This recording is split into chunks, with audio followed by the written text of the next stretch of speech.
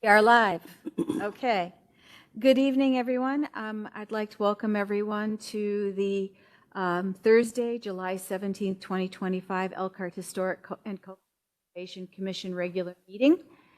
I'd like to begin with that is my call to order, so everybody pay attention, such as it is. Okay, I'd like to begin with a roll call, starting at my far right. Bobby Glassberg. Ann Lindley. Bill Zimmerman.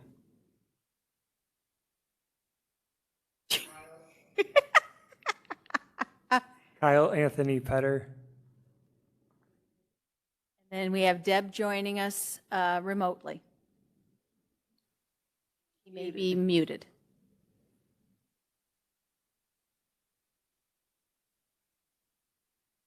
Sadly trying to get herself unmuted. We can see her, so that's half the battle.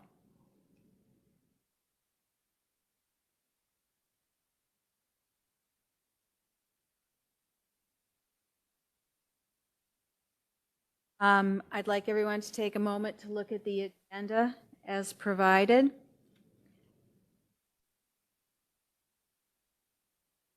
With the agenda as provided, I'd accept a motion to approve it.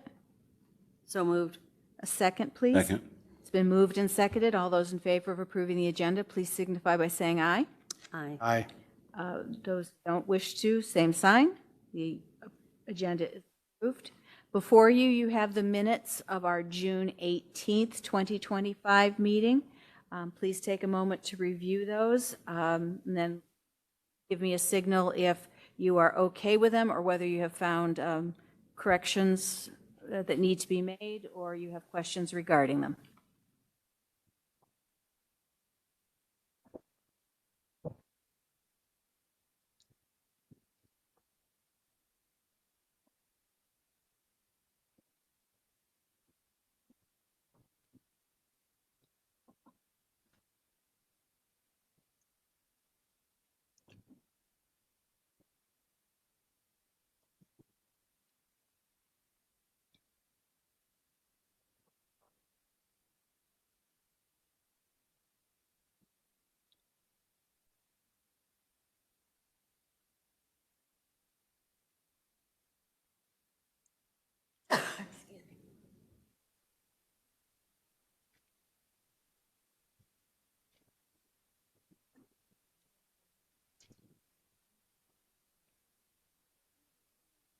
Reading slow, not a problem. Usually I've already done this, but, Yeah. but no, I've seen nothing. That's a Okay. problem.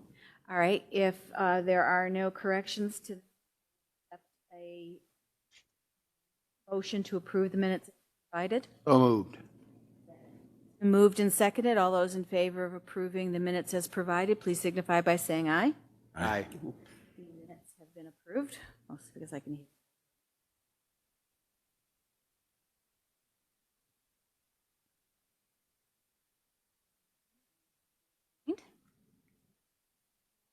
Do not have any visitors with us this evening. Moving on to old business, neighborhood updates, progress review, nominations. Do we have any news regarding current projects? Did we have any follow-up on the one that we asked? I was just going to ask that. In our minutes from last month,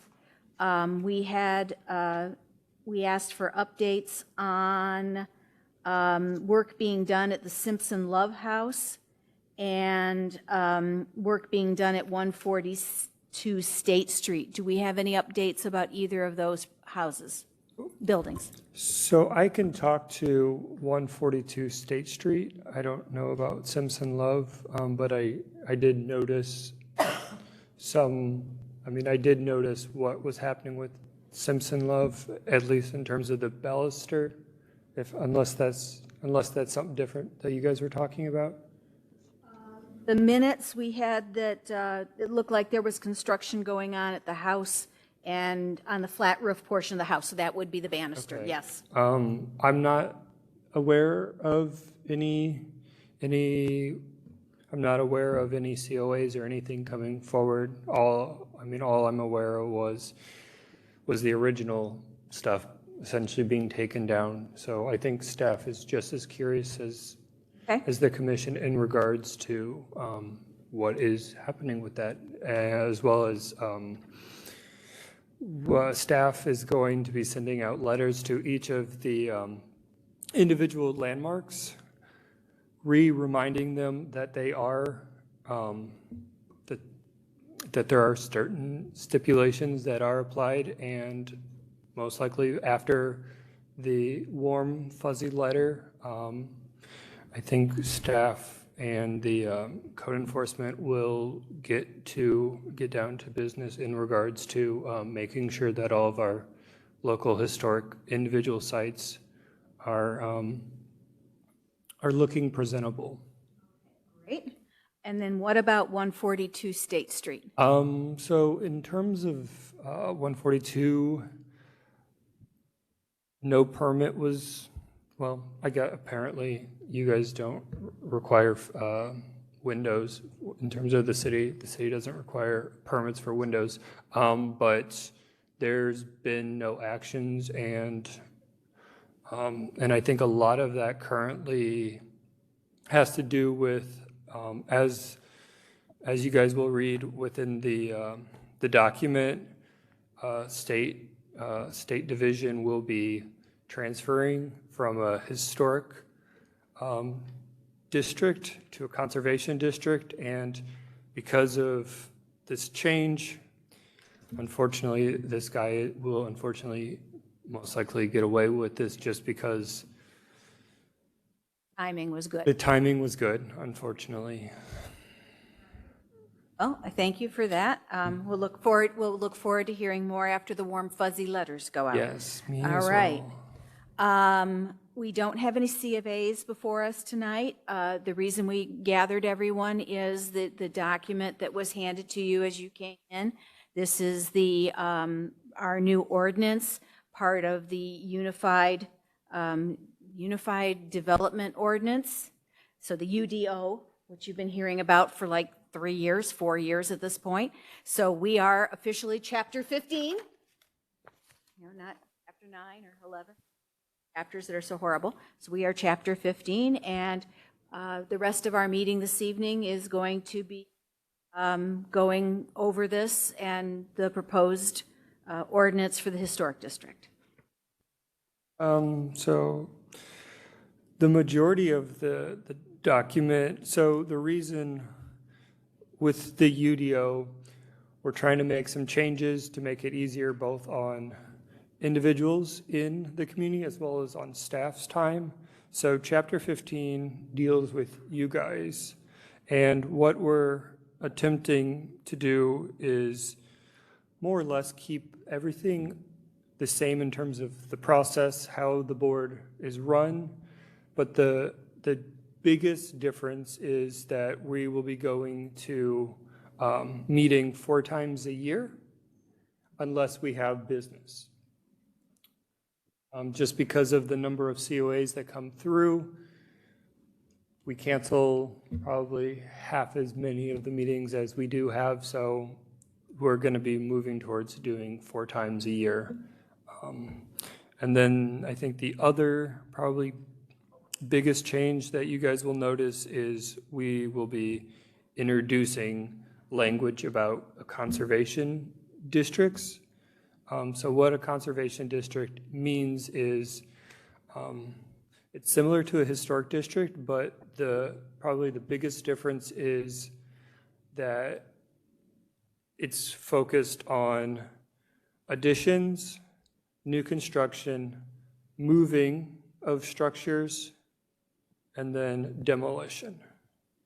And so because of kind of the long history of State and Division Street, staff has felt that moving that more towards from the historic district that it has been, just due to the community that lives in the area that sometimes finances and other factors being so difficult in terms of meeting our standards, that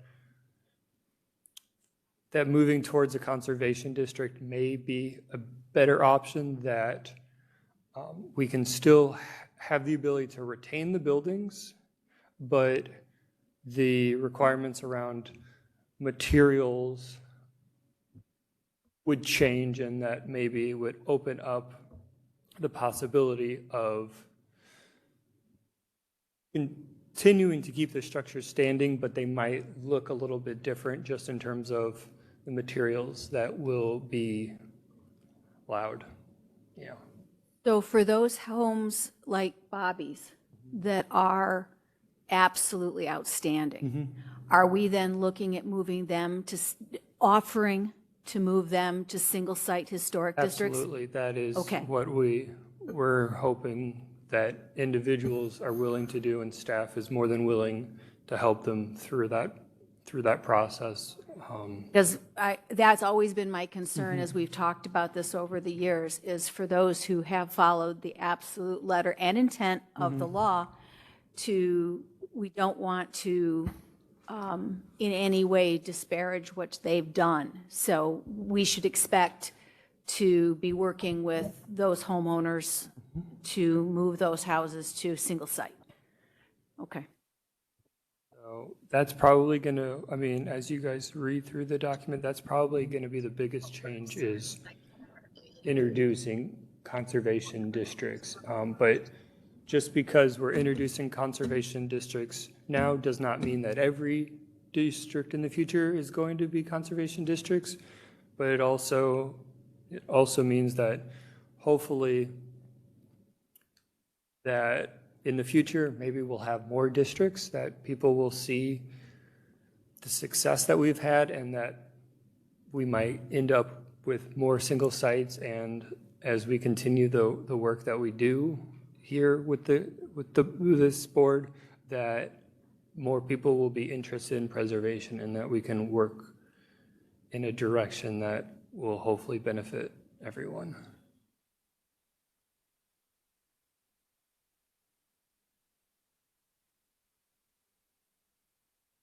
You want to lead us through this, or are there certain highlights you want to draw our attention to and leave us to read the rest, or how do you want to approach this?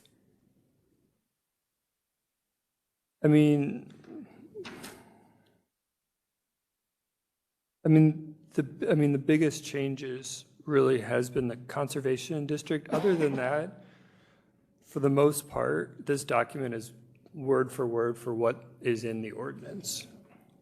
I did notice something, only because a couple of us have been on the commission long enough. 15.4.2, historic survey map. Now, I know that when Deb comes before us, she'll talk about the Sanford maps, she'll talk about some of the resources she has. We had I can picture it because it's on my bookshelf at home, but we had a big survey done. Probably in the 80s or 90s. Yeah, it's going back a long time, late 90s. When we talk historic survey map, is that something that we, the city of Elkhart, needs to have done, or is that something we can do internally? Or are we looking at grants for another big survey like we did that when they did the whole county? I think that is, you said 15.7 for their? 15.4.2. 15.4. 7. We have a historic survey map. Well, it's apparently where you're going to determine what is conservation district versus historic district. Right. Survey necessary to do that, it seems to me it would. Does that have to be done by a third party, or is it go from our history and build the map, or is that something where we're now looking at having to find another group like the folks that did it last time and read a set of rules? I think it's open to interpretation that we could, that you guys could put, I mean, either we could hire someone, we could do it in terms of defining what areas we feel are historic and that we want to move towards in terms of what those designations would be. So now the talk is to take our current entire state division and turn it into a conservation? Well, so not the entire. So so it would end at Prairie. So Prairie would be kind of the defining part of it. No, wait, what would end at Prairie?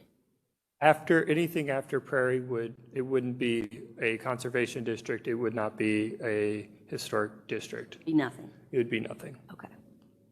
And what about before Prairie? Is that all going to? All conservation. I was asking about the single. Gems need to be protected. You need to offer to protect the Yes. gems. Is the area on Beardsley Avenue, the north side of Beardsley Avenue, running Main Street down to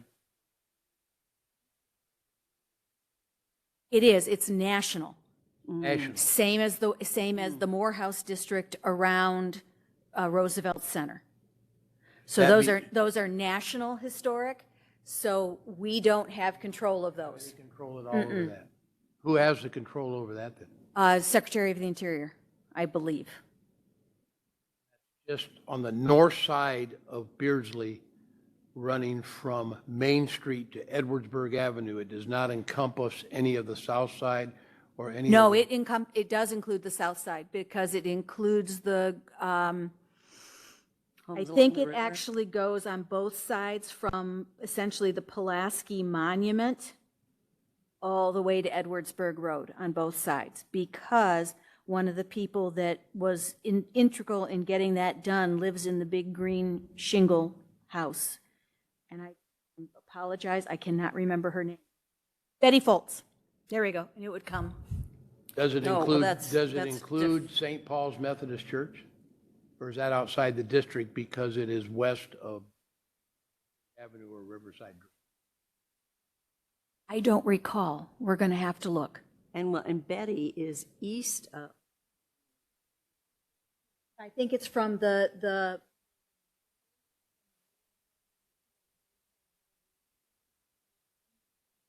I want to think, and I'm strictly going off of memory, but I think that was the start of it. So it captured goes- all the houses on both sides, going all the way up to Edwardsburg Road. And I don't know if St. Paul's was included or. Wouldn't be, We have because it's no on the other side of jurisdiction Edwardsburg over any Road. of that. No, they would have, as what National Preservation did for them was stop MACOG from turning Beardsley into a 4-lane highway, which was why they did it. And then there was talk that they would then petition the city of Elkhart to become a historic district. Members of that group didn't want to do that at the time because of the limitations that was historic district. But I think with the conservation district, they would probably be more approachable at that point. Same. I guess I'm having a hard time figuring out the advantage to simply a conservation district. To me, it sounds like anything goes as long as you leave the walls standing. and that's not preservation to me. Yeah. It's a different type of preservation where we're trying to keep the form of the neighborhood versus the look. It's The form is the look. I mean, that's it's all bound up.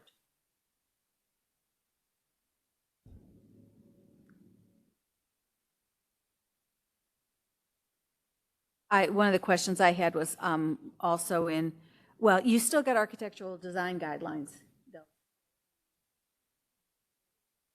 But I did notice that we talk about 15.4.4 architectural design guidelines. I would think this is where the document that Deb's team was working on with Indiana Landmarks comes in.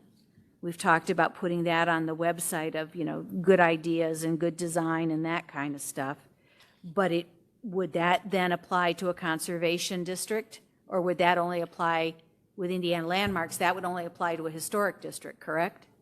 I mean, the design guidelines would be, at least my understanding, it would be up to you guys in terms of what was in those design guidelines of, for the conservation district, you're probably going to focus more on what the building looks like, but not materials, like materials of the windows and such, but in terms of that the house fits in the neighborhood, similar to a lot of the new construction that we have in State and Division, where it looks like it fits in based upon the form of how the house looks, but the materials, it's not wood, it's fiber cement.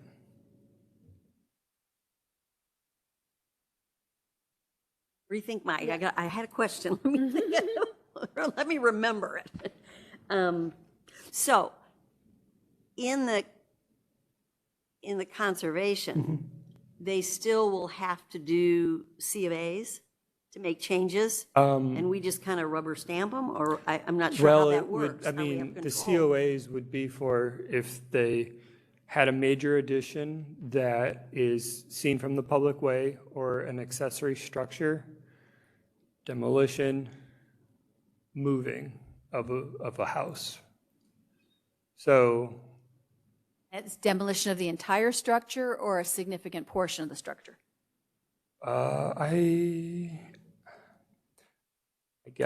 thinking it's the majority of the structure. I mean, anything that's seen from the public right away, you guys will still have the authority. Like ripping off a front porch would be demolition. Correct. Well, we've talked for years about, or there has been talk for years, I shouldn't say we, because I think it predates most of the folks on the commission, about taking the ratings, the outstanding, notable, contributing, non-contributing, and actually then having different rules for those houses. Unfortunately, that makes it difficult for the person who comes in and buys the outstanding structure and then suddenly realizes that they have to maintain their house differently than the person next door to them. So there's been talk also about, what can you really see from the right-of-way, which gets into this materials question. If you're standing in front of the house and they've picked the right colors and they've picked the right style of window and they've picked the right doors, can you really tell that it's not a 100-year-old window, but it's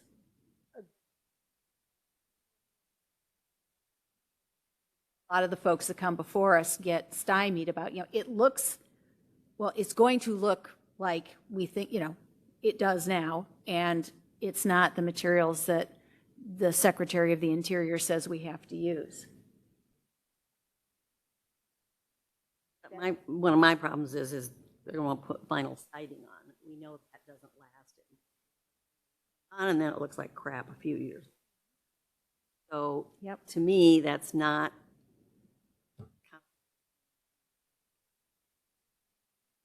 I might be connected.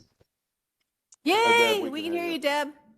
Oh, finally. I'm just about ready to go crazy. It kept telling me that I could not unmute myself. And I'm like, I didn't do this.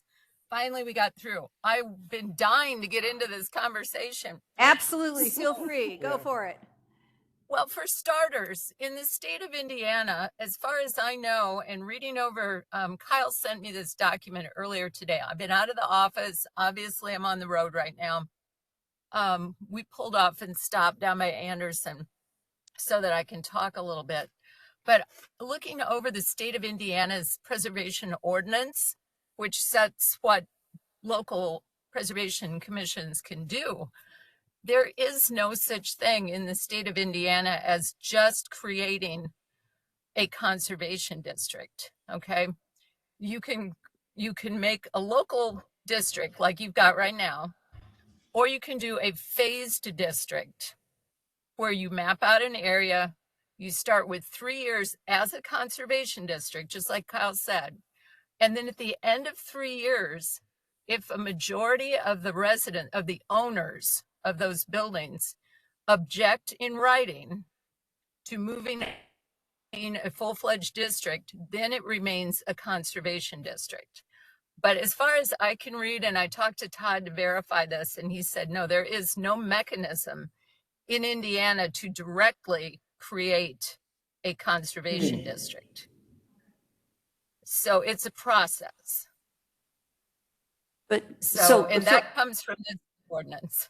So are you, but what I'm getting from this is that Elkhart's trying to go from historic backwards to conservation. Oh, absolutely. Yeah, it is backwards. Yeah, which definitely. I think that's Huge step backwards. Yeah, yeah.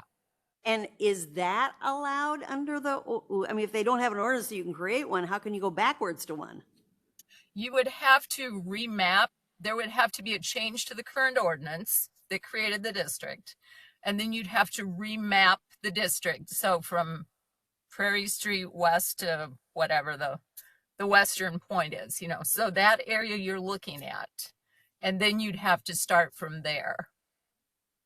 You can't just take a historic district, as I understand it in the state ordinance. Maybe there's something I'm missing and Todd's missing, but Todd's seen a lot of this, so I feel like not. So you just can't do that. The state doesn't allow it. But you could get rid of the ordinance that you have that created that district. There'd have to be an ordinance to get rid of the ordinance, or however that works on the council level. The commission would need to map out the area that you want as a conservation district. You would propose that to your city council. Then they could vote and say, yes, that's what this will be for 3 years. So it's a phased district. And phase 1 is 3 years of looking only at demolitions, additions, moving, and whatever else I'm missing, new construction. So that's all you'd review. And at the end of that 3 years, there's a little window of opportunity for those building owners to, in writing, object to moving on to a full-fledged district. And then you would have a conservation district. So it would take mapping, council approval, and 3 years before it would become that permanently. So is what I'm getting from what you're saying is that absent city council kind of doing away with their prior ordinance, we're going to stay a historic district. Yeah, you would have to change that to get rid of that. Right. So we're not going to change unless they do a lot of jump oops, which hopefully they won't. I mean, but they can get rid of, there are ordinances that change all the time, Right, so they can do that. I would think there'd be more important things to address, however. And it would probably be that you guys would need to send a recommendation to them to do that, and stating your reasons for it, why you want to change the way it's being reviewed, and this is part of the process. But yeah, it's not quick. There are states that allow that, but Indiana, I didn't realize that until a couple of years ago when we were talking about creating one in LaPorte, and it was brought to my attention that you can't just jump to that. It's a process. I may not get by with what he's Correct. reassuring. So I'm now, a little since better. we have Deb available, and we do, she is on contract to answer all of our questions.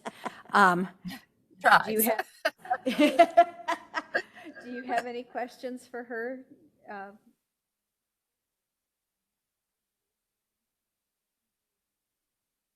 So this document here is literally just a proposed, Yes. and who's bringing this forward? You mean like to city council or to? Like who's wanting to move forward with this as a document? I guess, how did it, like, why are we looking at it, I guess? Oh, Is this rewriting all the city ordinances, I guess is the question? Yes. What all's in this big book? Correct, yeah, well, not all of it, mostly the zoning section of the big book of everything. This is chapter 15 within that. Correct.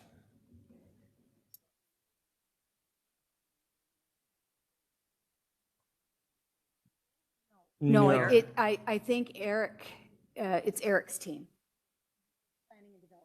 Planning and development, okay. So it's a unified ordinance for planning and development, and because we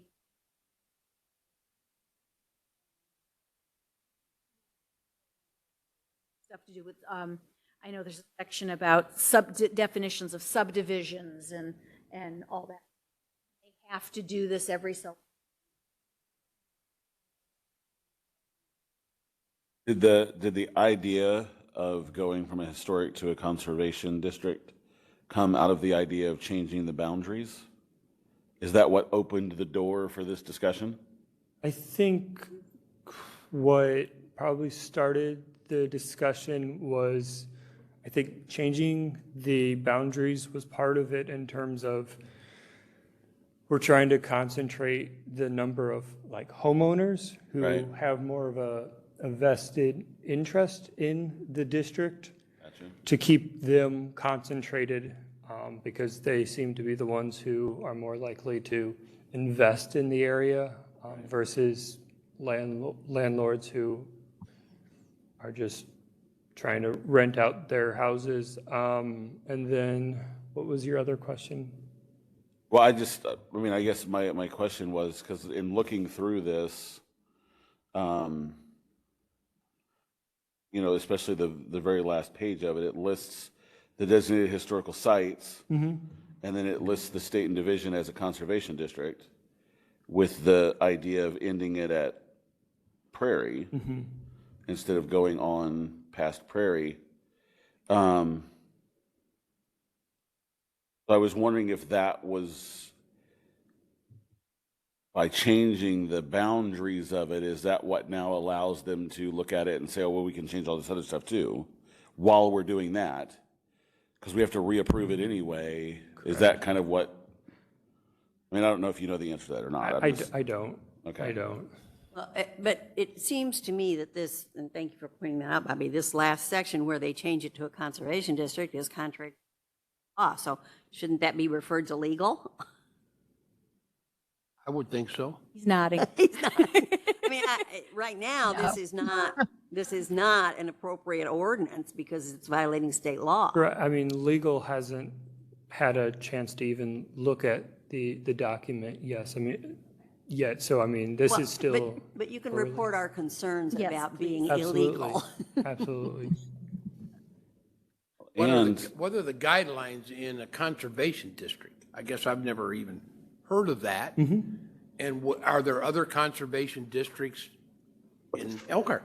And what are they and where are they? Not in Elkhart. Me and Deb are working on trying to find some other examples throughout the state to kind of figure Right. out what that would look like in terms of design guidelines, as well as just case studies of what you guys might be looking at and trying to understand, because Deb, staff is can trying you to differentiate to me so I understand the difference between conservation versus historic?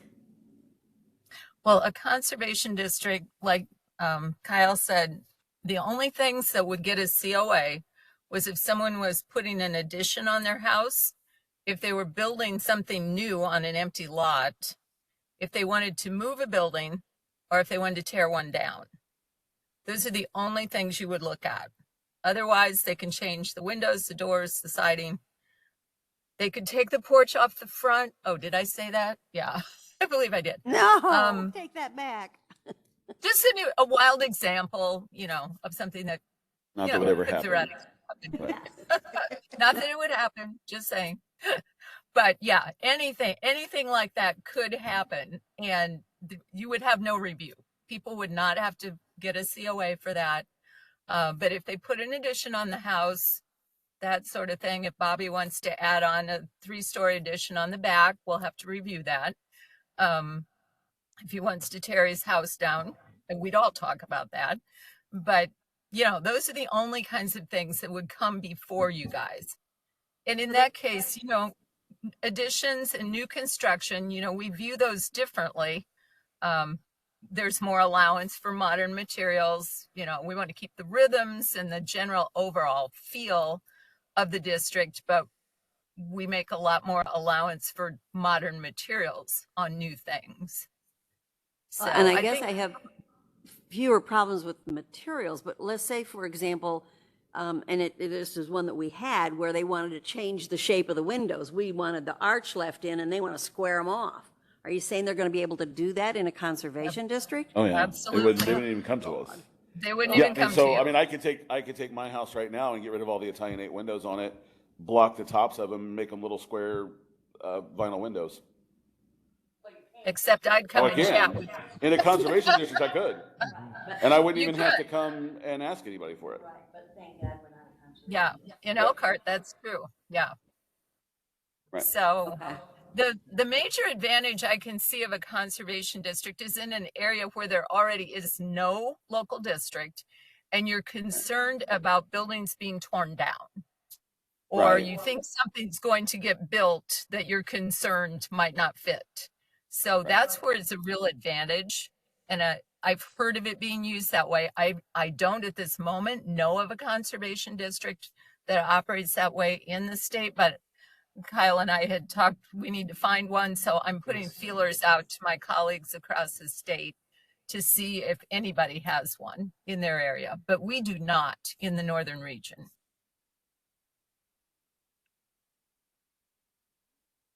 I get the feeling that this is a to be continued. Yes. So I think at this point,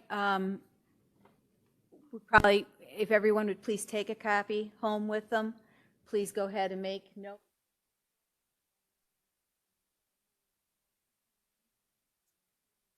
And date Kyle and Eric with our questions, just to keep the conversation going, because I'm sure, I don't know about you guys, but I know in the middle of the night, I will come up with something that I forgot to ask tonight or didn't even think of at the time. So that was the purpose of this discussion, was get it out there, get people reading it, thinking about it, living with it. And there's nothing set in stone yet. This is still a proposed ordinance. It's not even that far yet. No. It's still draft wording, et cetera. So please, take the time. Thank you, Kyle, for trying to answer what you could. Thank you, Deb, for joining us from the road. I know how difficult Yes. that is. I'm sure we will have many more questions for you in the coming weeks. Okay, so with that, do we have any announcements that need to be made for the good of the order?